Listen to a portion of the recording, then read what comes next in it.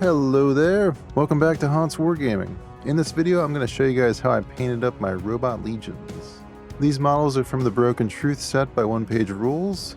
In this video I'm going to show you how to paint up the Technomancer, the Overseer, the Warriors, the Guardians, the Bot Swarms, and the Destroyer Snakes. And I'm going to post an extended version of this video on Patreon, where I'm going to include the Forge Spider and the Tripod Walker. For this army I kept the paint scheme pretty simple, for the most part following the official paint scheme. I started out with a dark blue primer. For that I used 1 part black primer, 1 part flow improver, and then a couple drops of blue ink. If I'm doing a large batch, I like to mix this up ahead of time in a separate container so it's consistent throughout the entire army. I covered like 90% of the models with that, everything but the very tops. For my light tone I used Bright Ivory by Pro-Acryl. I did thin that down for the airbrush, but that does have a slightly warmer tone which contrasts the blue a little bit. It's a very subtle contrast. I used Model Air Silver by Vallejo for my main base color, and I wanted to make sure that that had a nice bright undercoat so it would really pop. That's why I used the Bright Ivory. Titanium White probably would have achieved the same thing.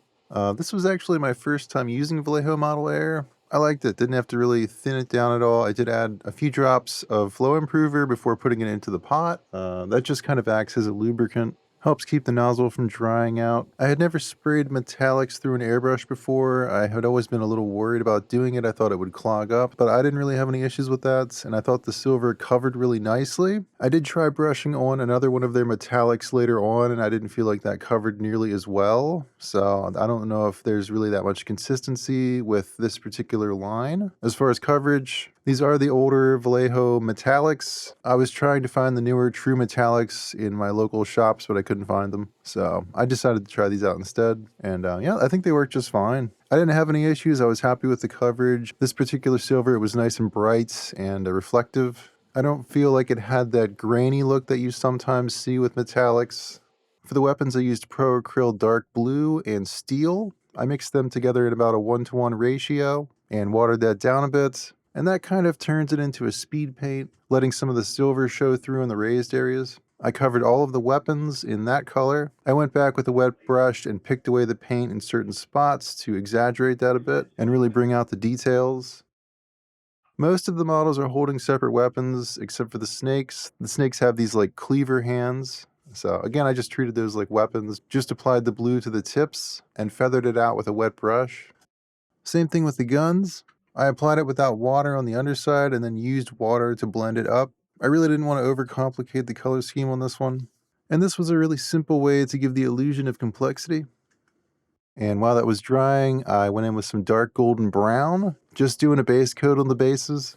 I like to do that early, it just feels like a nice big step forward. And it also makes it a little bit easier to see the model in person and on camera. I painted the rims with that as well. Once I was done with the models, I went in with some texture paste on top of this. That's an optional step, you wouldn't have to do that, but I like my bases to have at least some texture to them. I think it really helps with the look. My next metallic is rich gold. I used that for the crown portions on the Guardians and also their cheeks, making sure to get the top and the back of the crown as well. The center strip on their shoulder pads, and then those 2 ridge lines on the tops of their backs. Some of them have this, I'm not quite sure what it is, honestly. It's like a separate section. It kind of looks like it's a part of the cape. I don't know if those separations are just where the join lines were when they assembled these or what. I suspect that may be the case, but I painted that section gold as well. And then most of the Guardians have this little detail on one of their arms right around the elbow. It's kind of like a elbow armor, I guess. I painted that gold as well. And on the Technomancer, I used gold for the sides of his head, the pyramid thing that's on his back, the rings on his spear, and some of the little trim pieces on his chest, his groin plate, and cloak. For the Overseer, I painted these chest pieces gold. These are kind of like clasps holding these like banner things. They have like this hexagonal pattern on them. I used that for the cross on his face, and then a portion of his jetpack. And again, the center of the shoulder armor, which is more rounded on this model. And the groin spike, I went over that. And then finally the snakes. I used the gold for the center portion of the face, a few of the rings around his arms, next to the blades and around the bicep areas. And I also used that for the cage armor around the top section of his chest. For the more elite models, I wanted a slightly different color. So I wanted to try to use this Vallejo Model Air Gold for that. I used that for all of those like hexagonal cape things. This is the one that I was talking about earlier. I don't really feel like this covered very well, but it worked for what I was using it for. I didn't really want it to be like super vibrant. I did have to use 2 coats of that, but it wasn't really a big issue. Pro Acryl actually has a white gold color that I think would be a great substitute for this. It's actually one of my favorite metallics from Pro Acryl. Not trying to criticize this color, I think it works just fine. It just did need 2 coats. Anyway, the Technomancer and the Overseer both have that kind of like hexagonal cloak pattern. I used that color for both of those, and then I also used it for this tube thing that's hanging down from the Technomancer's arm. On to the cloaks. For the rest of the cloaks, I used burnt red. I used a larger brush to get the majority of the surface area, but there were some spots that I didn't feel like I could get to with that brush, so I went in with a liner brush after that, and just carefully picked out the hard to reach spots. If you get some of the red on the metallics, it's really easy to fix. Just go in with a wet brush, flood the area with water, then use a dry brush to wick that water away. Since this is such a simple color scheme and the red stands out so much, I think it's worth taking the time to make sure those lines are nice and crisp. And yeah, I will admit there are some spots on some of these cloaks that are pretty hard to get to. That's why I like to use a nice long liner brush. You can kind of snake it in there.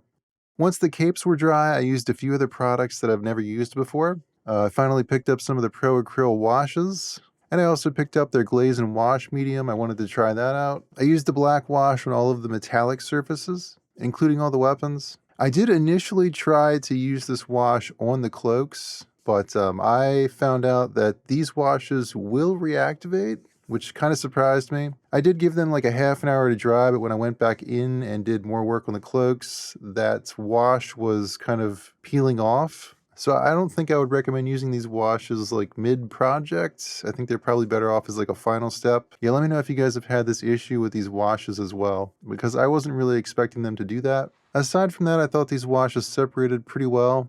For those golden cloaks, I used the brown wash. I think those two went well together. It really brought out that pattern. For the cloaks, I wanted to try using the glaze and wash medium. I used like 1 part burnt red, 1 part coal black, 2 parts medium. Mixed that up, added a little bit of water. Make sure you don't add too much water, just a little bit. And then I covered the cloaks with that. Similar to the other wash, I think it separated pretty well. My plan was to use that as a darker tone and then build off of that. I did make sure to watch these models while the wash was drying, just to make sure the wash wasn't pooling up too much anywhere. To finish off these cloaks, I used red oxide paint. This was slightly brighter than the previous 2 coats combined. I went over all of the upward facing areas with that. If you aren't very good at painting cloaks, this project is going to give you a lot of practice, because pretty much all of these models have cloaks. I did wet blend that color in. I had to do that cautiously because like with the other washes, this wash did tend to peel off if it got too wet. Next time I use this product, I think I might try adding some varnish in to see if that helps to seal it. Or maybe I just needed to give it more time to dry. I'm really not sure. Either way, I made it work. You know, it's not gonna win me any golden demons, but I think they look pretty good. I'm pretty happy with how these came out. The red oxide does dull quite a bit as it dries, so I probably went over these like 2 or 3 times, just reinforcing the spots that I wanted to be brighter. I used that for all of the edges, and to highlight any of the holes in the cloaks. The cloak on the right probably isn't the cleanest one that I could have chosen to show you, but this gives you an idea of what they look like before and after. The red oxide does make quite a difference. For the snakes, I wanted to do something a little different. I used Pro Acryl Magnesium. This is more of a greenish metallic. I mainly used that for all of their back armor and the top part of their tail. For these guys, I tried mixing up a black wash with the wash medium and coal black. And I do think you have to add a little bit of water to this. I do think that works pretty well. I think in the future I would be more inclined to make a wash this way rather than buying their pre-made washes, because you can use any color you want with this. I also used that glaze and wash mixture for the bot swarms, and this is what that looked like.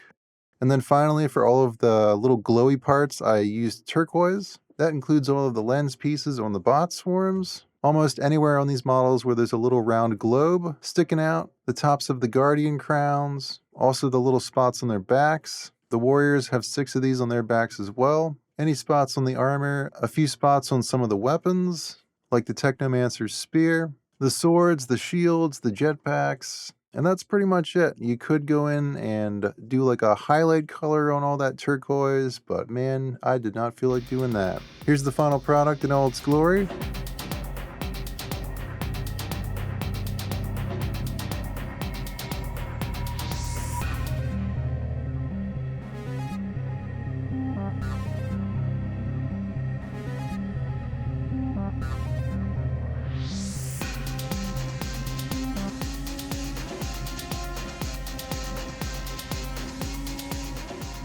Again, if you want to see the extended version of this where I paint up the Triwalker and the Spider, check out my Patreon. Thanks for watching. A huge thank you to my patrons for the support.